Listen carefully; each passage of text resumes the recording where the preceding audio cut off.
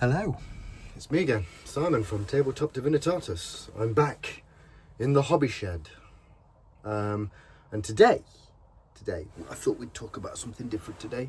I'm going to start a whole new thing because over the weekend, me and my gaming group, we've been continuing with our Necromunda campaign, which has been run and arbitrated by my good friend Tom Mitchell, who's doing a great job. And the guys asked, they said, do you want to talk about it? Because obviously we all really enjoy it and it's a great game. And I'm like, yeah, I think it does need talking about as well, because with everything else that I do, with everything with the heresy and things like that, Necromunda fills a different role in the broad scape of all the games that we play, in that it's the most fun, as in you're more likely to have these mental moments of craziness where it's unpredictable and tactics go out the window and it's just about the narrative of what's going on, and no one's really, you're trying to win but you're not trying to win at the same time. So today I'm going to do 10 reasons why you should be playing Necromunda with your group of friends, and we'll go through those today. So 10 things of why Necromunda is so bloody awesome. So, number 1. Necromunda is based in an incredible place in the 40k universe, and it's the lore and the narrative around Necromunda, which is so incredibly rich and textured with so many different things that are so incredible and so enjoyable for a gaming group or for a person or for modelling or for anything.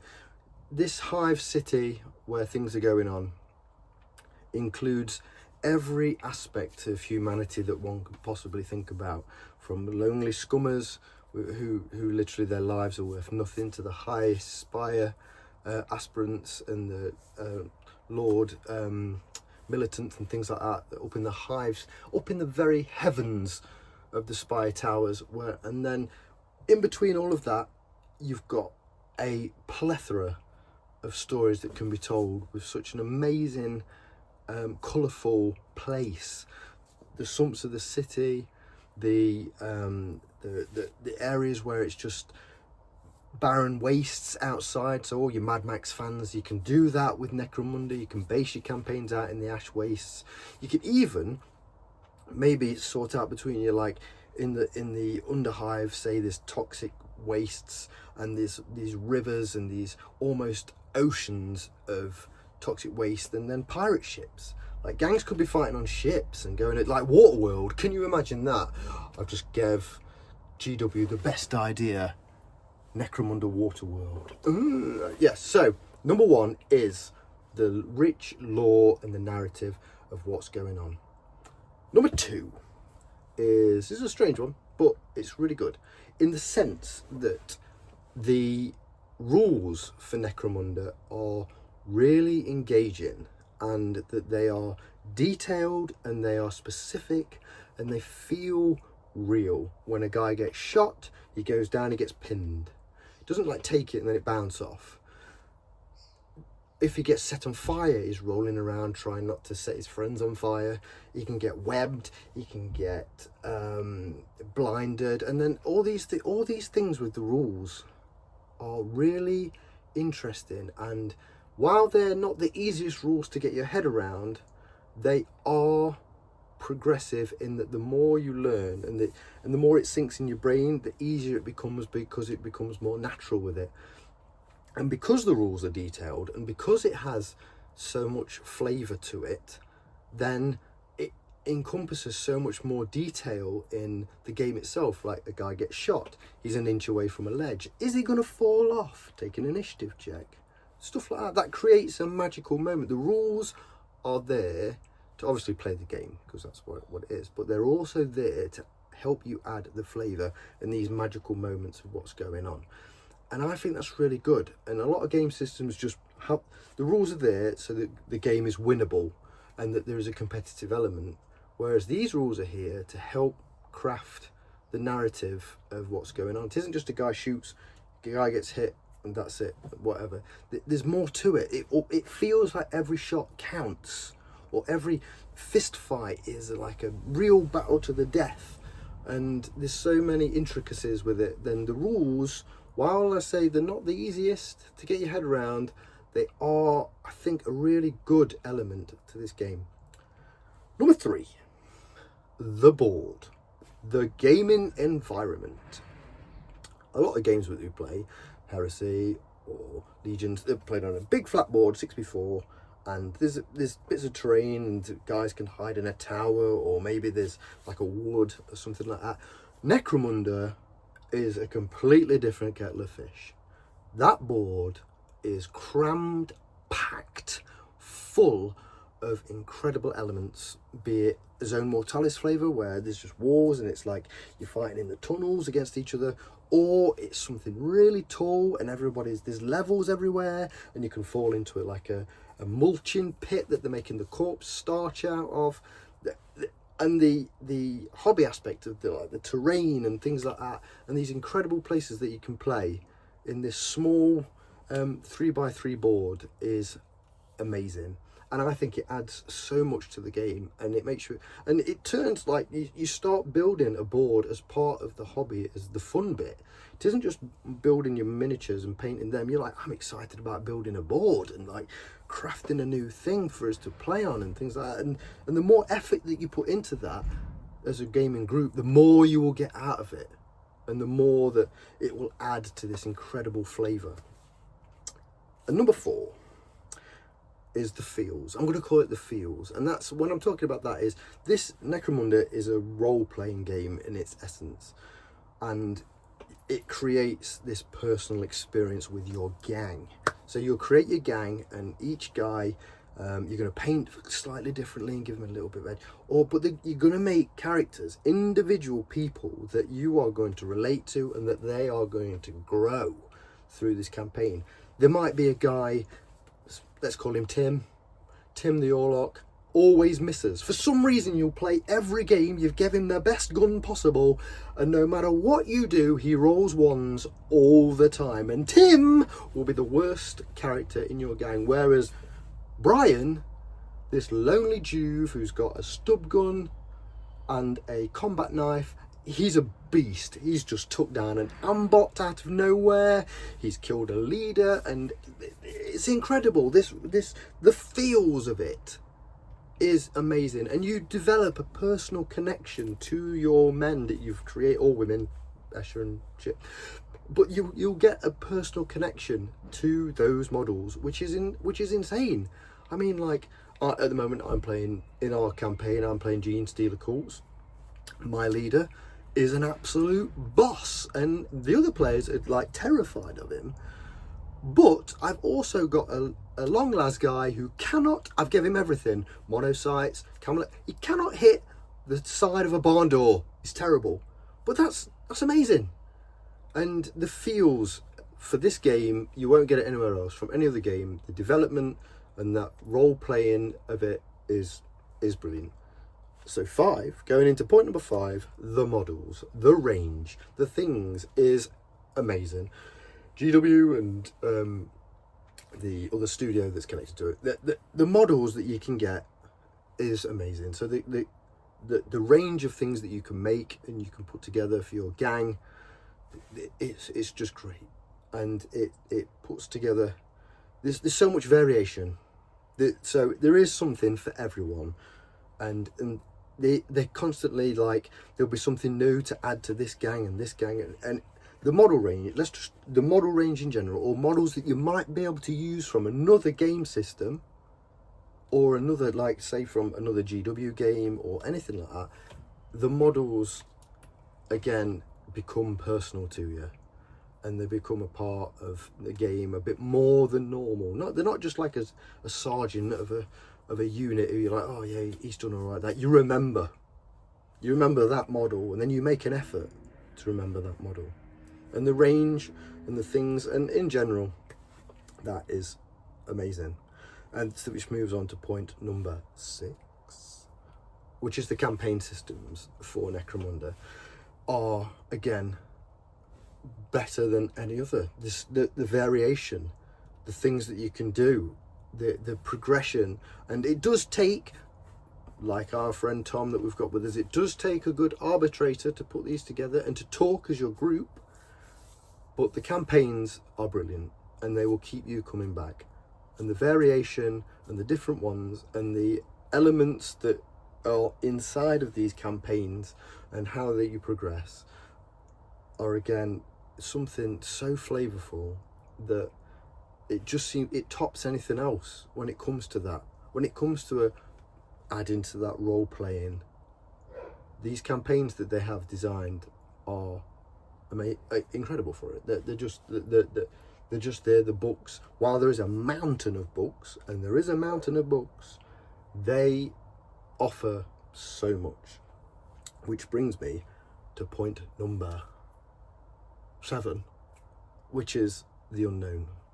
And when I say the unknown, I mean that each game that you will play will be completely different to the last one. I'm not meaning like there are hundreds of missions that can be put together, but no matter what, you could play the same mission twice, it will be completely different. Some magical moment will happen, and I don't know how it happens, because it just does. Every game just feels so different, and there is a massive unknown through everything, because there's so much that can go wrong in a game. And I don't mean wrong as in you break stuff, I mean wrong for your gang or right for your gang, as in like that stray shot that you've missed, but there was a guy within an inch, you've hit your own guy in the head, you've rolled a 6 out of nowhere, they failed a 2+ save, you've killed him. What? That could not have happened any other time, but it happened today, which is amazing. And then you'd play the exact same thing and that wouldn't happen. Or the guy gets flamed, he gets set on fire, he's on the top of a building bit, rolled a random, and he's ran off and he's fell off the edge because he's mad. It's the unknowns of this game are brilliant, and they add so much. Again, they add to this feeling of this being a very unique game, as in you're playing this 10-part series on Netflix in your head with what's going on, because there's so many characters and these magical moments. So point number 8 is the customization, and that is both from a hobby standpoint and from a narrative and backstory standpoint. With your models, with your gang, you can take these miniatures that you've got, and once you start getting invested in them, as in the personal connection, you're going to make it more of an effort, and you're going to change things. Maybe there's weapons that you'd want to add to them, maybe there's a scar, maybe a guy loses a leg and you think, I'm taking that leg off. It's happening. Brian's been amazing, but Tim, he's lost an eye now, so I'm going to model it on. So there is just so much scope to do these customizations with your gang. But that also goes into the backstory. Again, this RPG element, which is so enticing to this game, with the stories that you can create for your gang, of where they come from, what they're doing there, what they're trying to achieve. Why is Brian so amazing and Tim so terrible? Is it he has got some childhood trauma, which means he's got dead unsteady hands when he's coming to shooting? Maybe he's double crossing everyone. Maybe really Tim is really good, but he's doing it because a Dalak member has got some dirt on him. Could be anything. And again, the customization and the varied range of what you can do is totally incredible. Which means that point number 9 is the support from the company, from GW. There is so much out there that there's too much, but there's never too much. But there's so much that there's always something to do. There's a new book constantly all the time. They're always providing a book or a miniature range. It doesn't have to be a lot sometimes. They might just release one new bounty hunter, but it's something. Or maybe there's a new gang that comes out. A new gang is something like something crazy. So everyone can get involved and will get involved in that. And then there's a new book that will come along with new rules, updated rules. And yes, the book system is difficult, and there is a lot. Like if you try get, there must be over 20 books now for everything. But it keeps everything exciting, and it shows that they have a continued support for this system, which is really encouraging. For why Necromunda is awesome is because it won't get left behind. It won't get forgotten about, because people play it so much that the company is invested in it and developing it and keeping it going. So that is nothing but a good thing. We've had Ash Wastes, we've had, obviously there was the Hive War into the second coming of Necromunda, into the Hive Secundus. Things just keep progressing and moving forward, and that is awesome. It's a fantastic thing. And going into point number 10, the most important point, and I cannot state this more, is the experience of the game with your friends and your gaming group. It's fun. There's no bad feels a lot of the time. Yes, things happen and someone will have a bad game, but for a group of mates playing a game, having a laugh with a beer or whatever, and the stories that are being told, it's brilliant. You can't beat it. It's not 1v1 across a massive 6 foot by 4 foot board with 2 great armies. It's 4 mates in a campaign. Each guy's got a little gang of about 8 to 15 guys. They keep adding to it. You might have a rogue doc in your gang that you go, oh yeah, that's amazing, look what you've made. Or like in our group, like I go through it, like Chris has got his corpse grinders, like terrifying, look amazing. Matt's got his Delac, that he's got all his psychic things going on. Keeps bringing like, oh, I got this new like wormy thing, it's brilliant. Ugh, look at this, it's the psychic shit. Ugh. And then Tom will come with his mad redemption corridor mad heads, and he's got this great ambot, which for one game was absolute dog bomb because it did nothing, and then the last one it killed me. And then he's got this, and now I've got my gene stealers, and I've just made like a big aberrant who got killed by a Juve. Like it's mad, it's fun, it's crazy. And if you can work together a little bit and you've got a good arbitrator, like I said, and someone's running the campaign and you're all talking about what works and what doesn't work, it's the most fun that you can possibly have. And games are quick. A game can be like an hour, maybe less. So you can get a couple of in, so you can all have a good time, you can all have a go. And that is brilliant, and you can't beat that. The personal experience of mates hanging out, playing a great game with all those things that I've mentioned before, rolled into a cracking gaming experience. But there is one more thing, just a bonus one. And this game, you can, and I do it because I'm sad, you can play this game solo. You can. If you've got the thing and you create your own AI for it, or you just run the gangs individually, as a bonus one, so this would be point number 11, is you can do this solo and create your own. You might live somewhere where it's hard for you to meet up with your friends. This is something where you can. I do it. I've got like 6 gangs now, which I'll play an evening and roll. There's loads of things where you can make your own campaigns and play your own stories. It's better than a video game. If my wife goes out and I've got an evening to myself and kids are in bed or whatever, I'll be like, right, I'll just play a couple of games of my campaign. Because you're invested in these great models, you've built your own board, there's not a ton of space to do it, and you can do it, and it's fun. So, as a summary, play bloody Necromunda. Get a bunch of mates, get a couple of gangs, run a campaign. You'll have the most fun you've had for bloody ages because of that, because it's fun and because it's so awesome. So yeah, this was going to be a regular thing. I think we're going to go on to Mondays, talking about Necromunda and why it's so great and other things. We'll go through gangs, might do some gang listings and things like that, talking about the hobby in general. And yes, so Simon from Tabletop Divinitatus, that's me, we'll be getting back to you every Monday with some more Necromunda. So take care, and I'll see you in the Hive.